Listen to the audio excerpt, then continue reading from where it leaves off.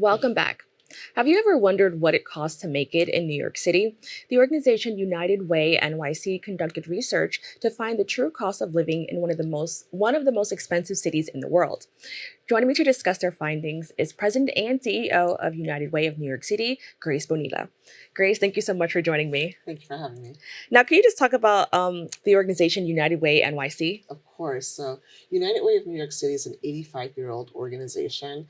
It really started during the Great Depression to help New Yorkers deal with just upward mobility and making ends meet.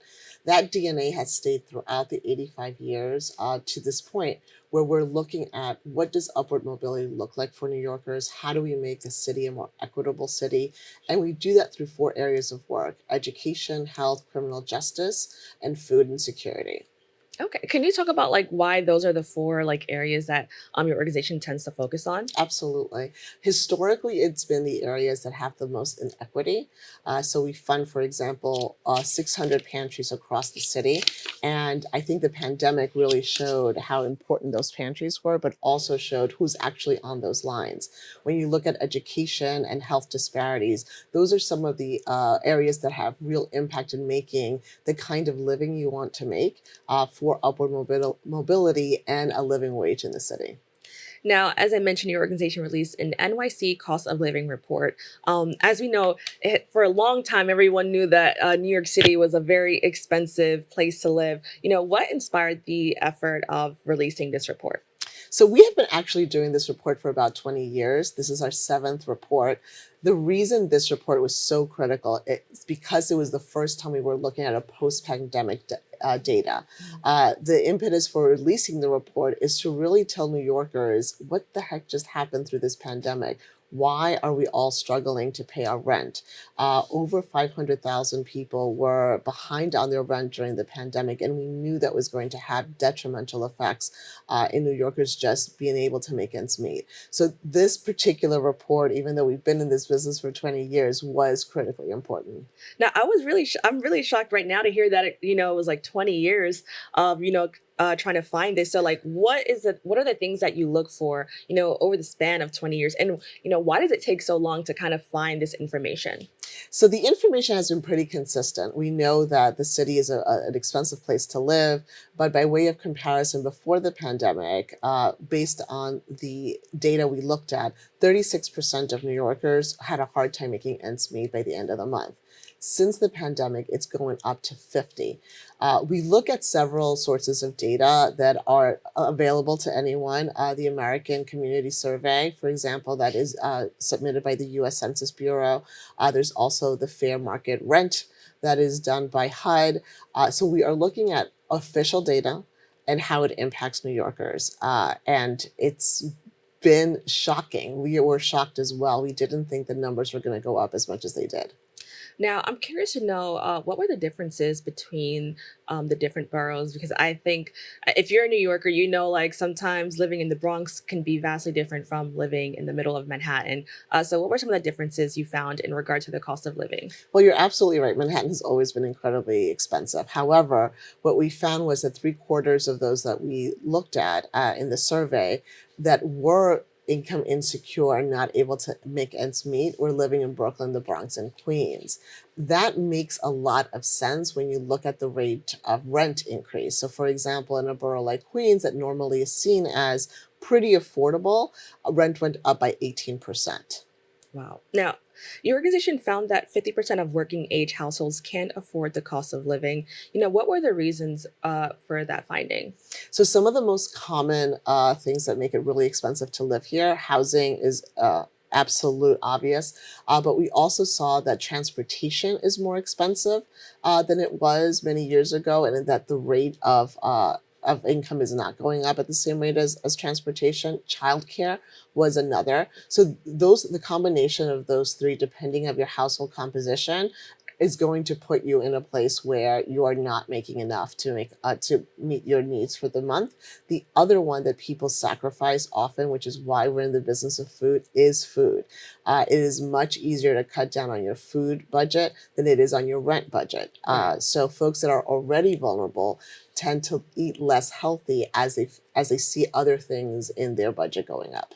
Now, you mentioned children. Can you just talk about how having children can impact the cost of living? I know that with a lot of people my age, we're talking about this and why we may or may not go in certain directions. So, can you just talk about that a little bit more? Absolutely. The beauty of this report is that we looked at at several family compositions, and someone who has a 15-year-old is life is not as expensive as if you have a 3-year-old. So what we saw is in very young families with very young children, childcare was that tipping point that made life a little bit more expensive in the city and a little bit less attainable. So having children is definitely an expense, but the age of your child also matters a lot, and that's what we saw in the report.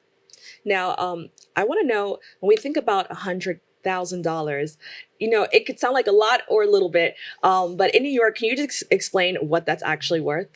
So that report actually was not part of the data that we looked at. However, Mhm. what we can say is that when we're looking at the movements to increase minimum wage, what we're finding is that even if we were to increase minimum wage, it's not going to be enough. So I'm excited by the fact that this city has passed a true cost of living ballot measure.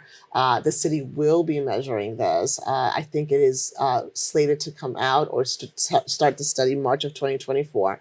We're hoping that this study can really influence what all of the elements the city will look at so that we can get to exactly your question. What is the dollar amount necessary? I can tell you that someone that makes minimum wage to rent an apartment in New York City, a 1 bedroom, they would have to work 111 hours a week to be able to pay for it, which is why people are doubling up and finding other ways to make a living. And I understand, like, I mean, I don't know if there's any findings to support this, but I hear that a lot of people are also considering leaving New York City just in general. Is there something that you can share about, this conversation that has been buzzing around? Well, I think there was a report a couple of months ago from the New York Times looking at middle income Black families fleeing the city. I think it's the worst possible scenario to lose our middle income families who can give so much to the city because of this problem, that leaving only the 1% and the most vulnerable in the city, really increasing the gap between the haves and the have nots. So we are at a critical point where I'm hoping the federal, state, and local government can make a difference so that New York can be the vibrant community that it's always been. Now, according to your findings, since 2000, the cost of basic needs continue to rise faster than earnings. Can you expand on that finding? Absolutely. So rent is one of those, but food since the pandemic has been another. So we know that the cost of getting food from wherever it comes from to our local markets has increased in cost. There have been a lot of disruptions in that transportation, and the reality is that we are not making sure that people are making enough to meet those increased costs. The report really shows that we need to move at a much faster rate.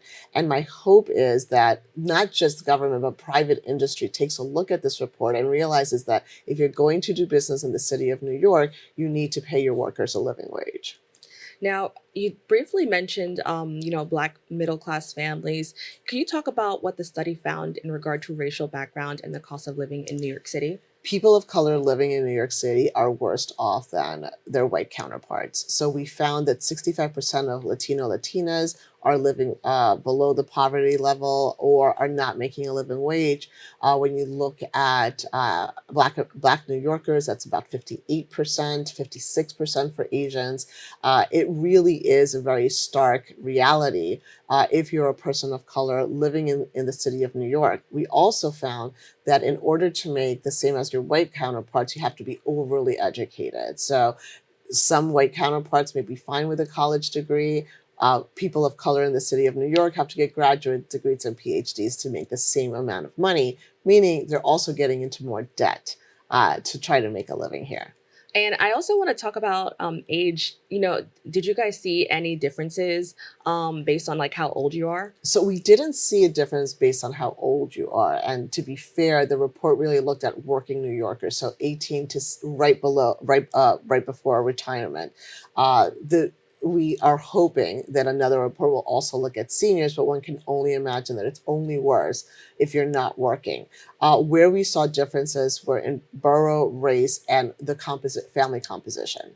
And can you explain about the family composition? Sure. So we looked at more than mom, dad, and a kid. Family composition could mean that you are a single parent who's also taking care of your parent, that sandwich generation that's taking care of children and older adults. What does that mean for your income?